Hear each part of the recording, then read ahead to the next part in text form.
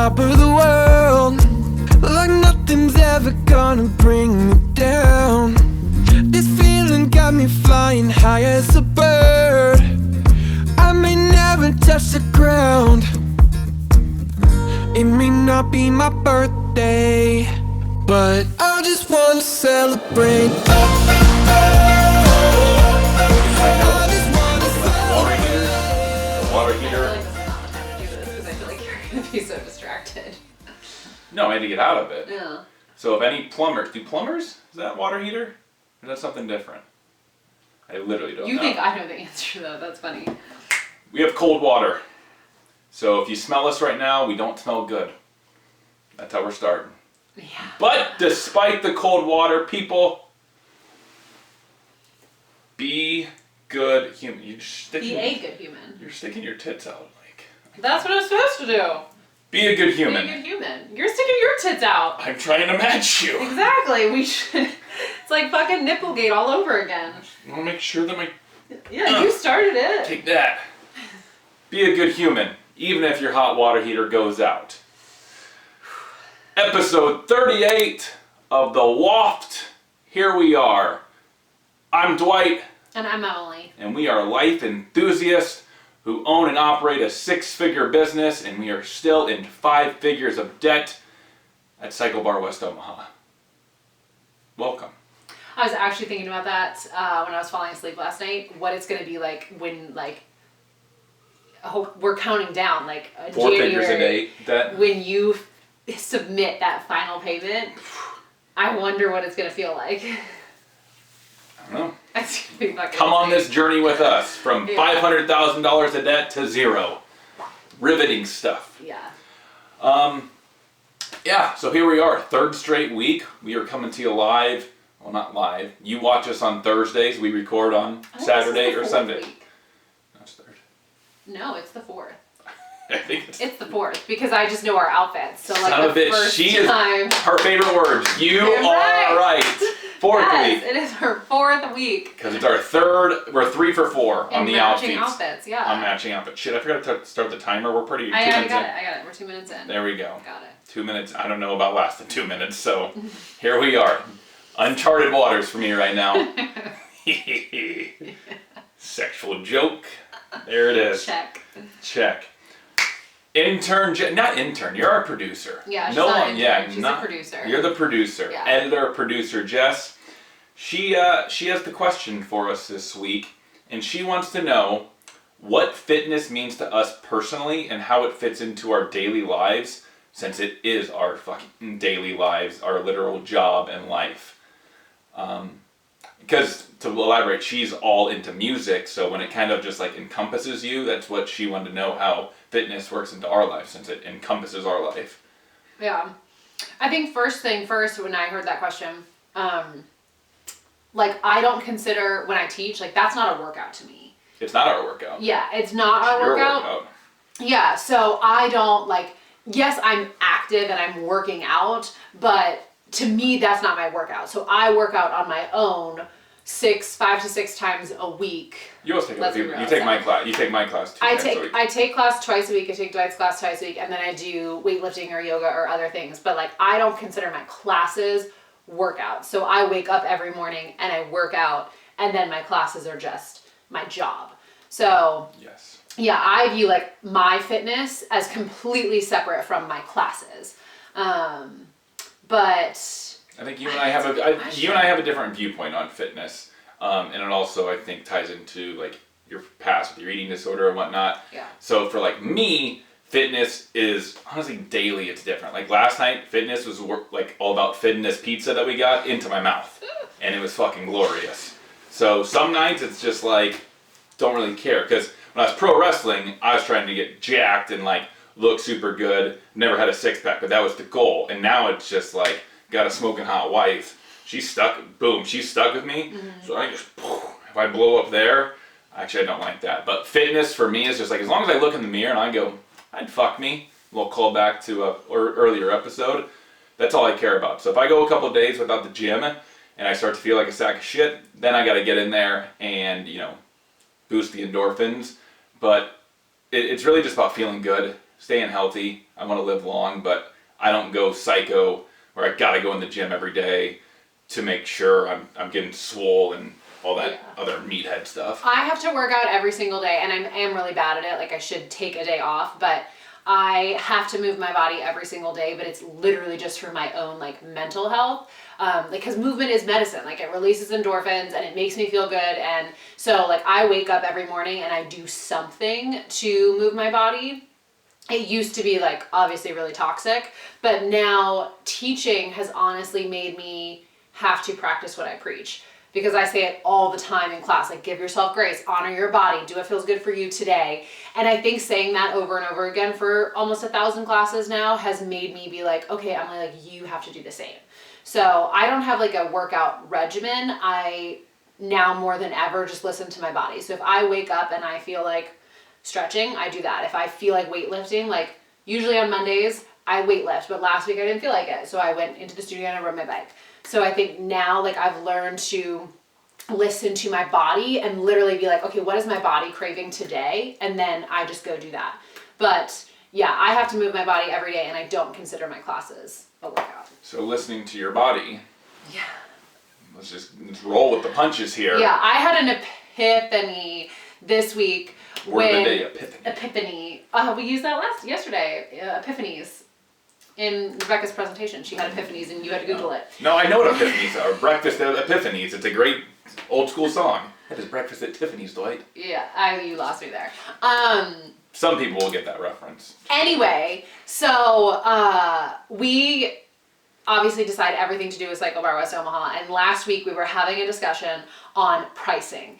And it was not going well, because I believed one thing and Dwight believed another thing, and as we know from our last episode, I was also PMSing. Don't worry, current members, your pricing is staying. That was not what we were talking about. New members. Anywho, I was also PMSing because I almost fought that corgi, and so the conversation about pricing was not productive, and it made me realize that I'm like super into health and cycle tracking and all of that stuff. And I was like, we need to plan our business chats around my period, basically.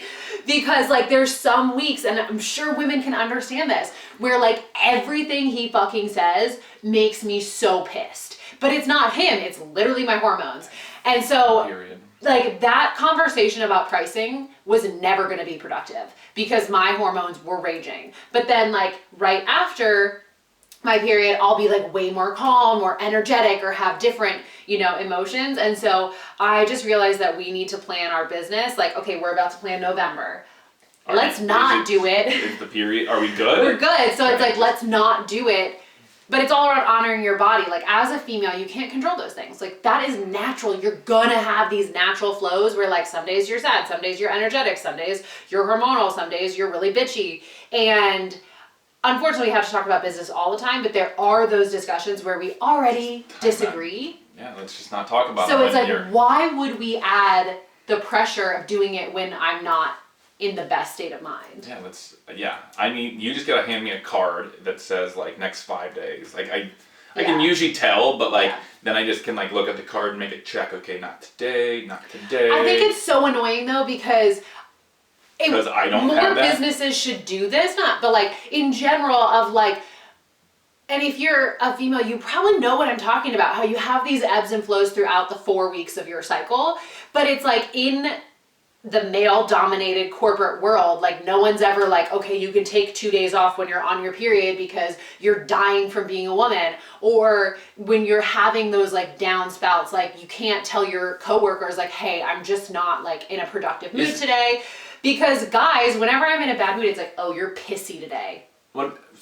Whoa, easy. I've never once said you're pissy. The other week you said you were in a pissy mood, and oh shit, I bottled that shit up, but I was like, don't say I'm fucking being pissy when I can't control my hormones. I don't recall saying this. You did. We don't have a lot planned this week, so I'm curious. As a young man here, I would like to know, is there any equivalent of like PMSing or my uterus just shedding like fucking snake skin, like? Because I can't resonate. I can't. Like, I'm just curious, like... Do you know when you remember when the toilet overflowed because of toilet paper? And I got and like, pissed. you couldn't let it go. Like it was like So it's like that for festering. 3 days? But it's like that for like a week, but it's like just in general, like everything just annoys you. So everything feels like the toilet overflowing. Everything feels like that. Fair enough. So that's why, like, when we discuss pricing, like, we shouldn't do it on the time when I feel like the toilet's overflowing about everything. That's a good analogy. Yeah. It's a good But analogy. nothing feels, you will never be able to feel the stabbing of the uterus, unfortunately. Should we just take like a shank and just stick it in my tummy? Yeah, I mean, that's what it feels like. Huh. So, yeah. Great hormonal talk for the day. Oh, I don't know. I'm curious. Again, Yeah. we're life enthusiasts. We want to live life, but we also like to just shed our thoughts. Like, But I think that goes into living life to the fullest. Like, I have been able to elevate my life in the past, like, probably 2 years since I've gotten into my hormonal tracking, because I'm more self-aware and I give myself more grace. So on the days where, like, I'm super just, like, sad, or the days where I'm super pissed off, I'm like, I know exactly what time of month it is. And I know when it's going to hit, and so I can prepare myself and then not be all upset about it. Is that common, hormonal tracking? You said now that you've gotten into it. No, I mean, I think more, it used to be you are a teenager or whoever and you get on birth control and the doctor just gives you pills. But now more and more women are educating themselves on, like, okay, I can hormonal track and that can be a source of birth control. Should I hormonal track for, like, this is a question for, like, the guys, like, so the females, obviously, you don't get pissy, it's just that time of the month. But, like, should I know when that is? Other than just like waiting to see when my head gets ripped off. Well, So it's like, communication. So I can tell you, okay, it was last week, so we have 3 good weeks. I'm not gonna remember what's happening tomorrow Track morning. it on your phone. That's You what I'm should saying. put Should it I? in your phone and be I? like, this is when Emily turns into a bitch. Okay. No, but I think more so, like, for our business, it should be like, okay, we have to plan Black Friday. Let's do it next week, because the week after that, I'm in a different phase of my cycle. Gotcha. It changes every week. Does this affect your classes? So like when someone takes your class and like Tina's like, what the fuck did you say to her last night? Like, does that affect a class being extra hard? No, it affects my mood before class, but then we have this saying, don't phone it in. And so once people start coming, I just flip a switch. Even if I'm hormonal, I've learned to just suck it up. To bring it full circle with what fitness means to us personally, fitness means to me, great segue, I know. Yeah. I think it's just about being happy, ultimately. Like, if I feel like dog shit because I ate a whole pizza or just been a turd sandwich for a couple of days, I need to go do a 20-minute HIIT workout or just take a class or hit the punching bag or go play basketball. Like, fitness to me is just being healthy and being happy. But health, to me, like, I think it's super important, and we emphasize this, is that health isn't physical. Health isn't, like, I had to learn, like, health isn't skinny. It's also 2022, where actually I'm glad that mental health is becoming a thing. Health isn't just fitness. Health isn't just physical. Like, health is mental and emotional and spiritual and physical. So working out is just like a small part of health. That's where Cycle Bar West Omaha, who is the proud sponsor of today's episode, comes into play, because not only I can't even say that. We should do that. We should sponsor every episode just to give the awareness out. Pop a logo and do on ads. there. Should we do Cycle Pop Bar a logo ads? on there. You can click it somehow and get special. But with Cycle Bar West Omaha, it's not only the physical health, but it's also a huge mental health thing. I bet if we were to ask all the people, they come for the community, but so many people keep coming back because it's like just the de-stress of if you have kids at home, if you have pets, whatever the fucking life stresses are, it's just as much the mental health. So fitness is, like you said, not just physical health. I think people hear health and they think physical right away. So it's stripping that away and the balance. So fitness equals health, happiness for me. Yeah. I mean, I don't ever ride with my monitor on when I take your class. So let's see. Gonna test Jess again this week, because if there's a weird break, it's because the camera stopped again, and now we gotta rewind and figure out what we were talking about like 30 seconds ago. The chosen one. You're talking about the monitor, and I said the only time I turn my monitor on is when we're in Boise, Idaho, and I see on the monitor or on the screen it says the chosen one, and I go, fuck you, chosen one, you will not beat me in a race, so I have to turn it on for that. But I will say the chosen one, or whatever your real name was, you're a very nice person, so this is not to be a mean shot at you. If by some chance in hell you actually see this video, which you probably won't, but you are a very nice human. No. You were a good human. Was a good human. I don't think it got it. It cut off. All right, it's cut off on us twice. These are the learning curves of having a podcast. Until next time. If you have questions, please send them our way. Shout out to the Wafties, the weekly Wafters. Yeah. Shout out to the weekly Wafters. Scott Ackman, Sydney, Hillary, Sandra, you for sure. If you want to be a part of the weekly Wafters, comment on the YouTube of this, like it, and comment your favorite emoji. Peace out, Cub Scouts. Peace out, Cub Scouts. It may not be my birthday, but I just want to celebrate.